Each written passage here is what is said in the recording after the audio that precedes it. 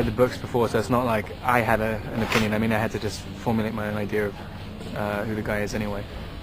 I guess sometimes it's a little bit more pressure, but I mean, there's no point in acknowledging what other people really think about it. You kind of, the only thing you can do is try and find some element of truth to yourself, I guess. And then if you start thinking about what all the fans want and think, and I mean, pretty much all of it initially was like just 100% negative about me. So I mean, I tried to ignore all of that. Just when you read the story, it's all from Bella's perspective. So, and she's obsessively in love with him. So she ignores all of his flaws and things. And it's like anybody you're in love with, you sort of see past the stuff. I mean, Stephanie Meyer gave me this manuscript of Midnight Sun, which is Twilight from Edward's perspective, and he just sees himself as the biggest moron and just disgustingly selfish and everything. So and then you can kind of weigh up the two, find some kind of compromise for the character, which is, I mean, that's essentially how I saw him anyway. Because I mean, it's a guy who's just incredibly frustrated and finds this one thing which is his, and he can't keep it safe, and that's almost impossible for him to handle. I mean, he's not that great a guy at all. I mean, it's just how she sees him. So I mean, that's how I'm interpreting it anyway. Because I mean, it's just impossible to play a perfect guy. It's cool when I get to do actual vampire stuff, though. I mean, I hardly get to do any vampire stuff. I mean, I don't get to kill anyone.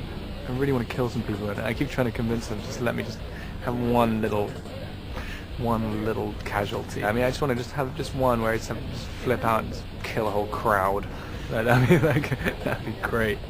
But I think Edward's, he's trying to hide it all the time, which is annoying.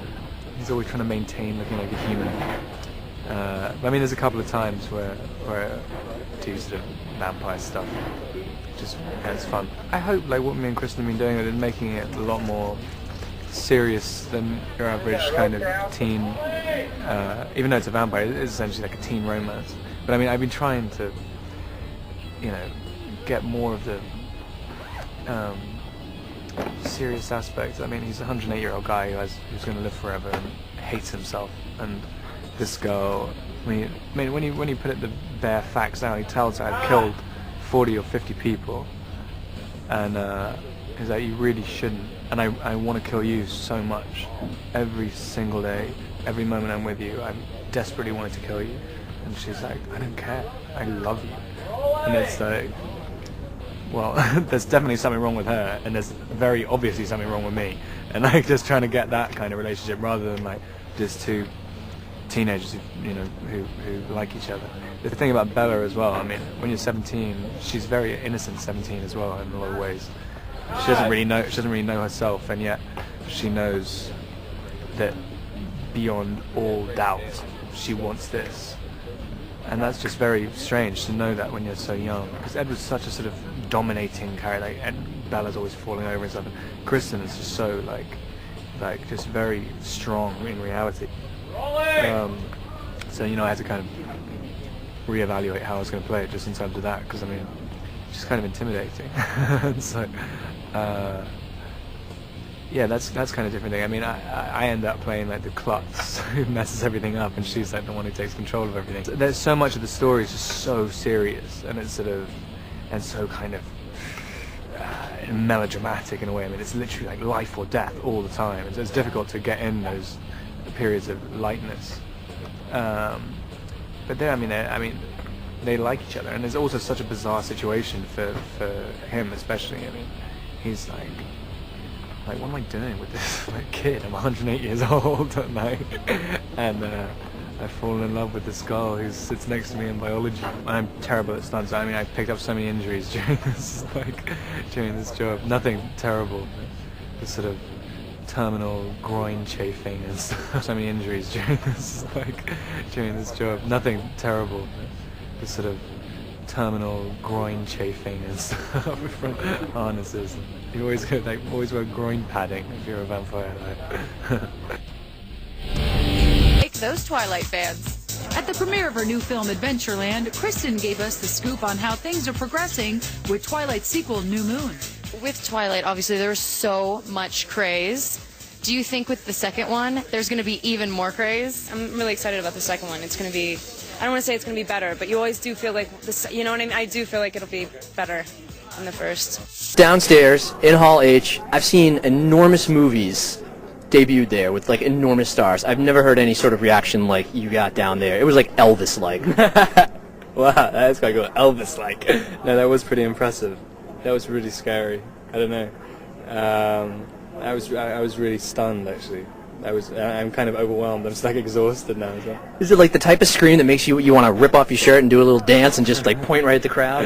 No, not at all. It's a type of scream that thinks, "What are you screaming about?" Like, I mean, it's like, oh, good save. It's like, yeah, you know, you think you have to give something back. Well, maybe that is what it was. But I reckon if I took my shirt off, then you know, it would kind of the screams would die out pretty quickly. My favorite comment of the time. You were down there and somebody from the audience screamed, "I love you, Rob," and you said, "Good." Okay. Oh, that's embarrassing. No, I mean it was really odd. It's just really odd, like, you know, it's the character that they like, but it's like, I don't know. It's just really strange how it has such a connection with girls. It's really bizarre. Mm-hmm. Now, Catherine and Stephanie got into Bella's Lullaby a little bit. Tell us about what does it sound like? I don't know, actually. I haven't heard it. Well, this is your music that you perform. Oh, yeah, the one I do. I think there's another song which is just one of my songs, which is at another point. I'm not entirely sure what they're going to do with it, but it's towards the end of the movie. But it's not like really Edward related. It's like I don't know if they're going to use it though. But there was one cut of it the other day which had that song in. Okay. And like, what's the name? What's it about? I don't really know. It's just a weird little song. I mean, it's really random, but it comes in at a strange point in the movie. But the lullaby is just, I was just playing the piano randomly and just, I don't know, I guess just trying to come up with something, and they just kept shooting when I was playing.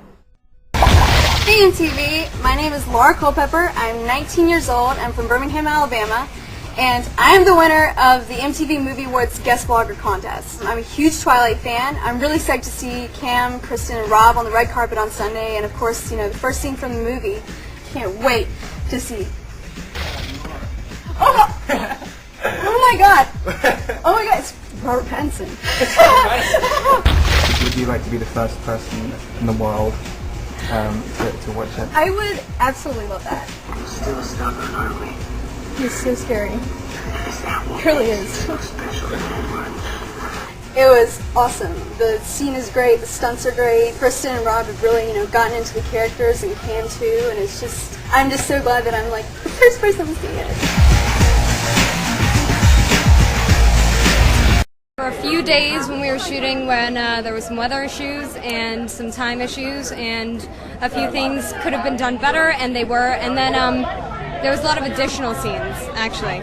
So I think that when they saw the film, I mean, this is kind of a guess, but I think that they realized that it could use a little bit more of like the old elements, and so I think the flashbacks focused on that. I'm a vampire, so I'm in the flashbacks, but this one here is still, how old is Bella? 16, 17? She's 17. So she's in modern time only. Yeah.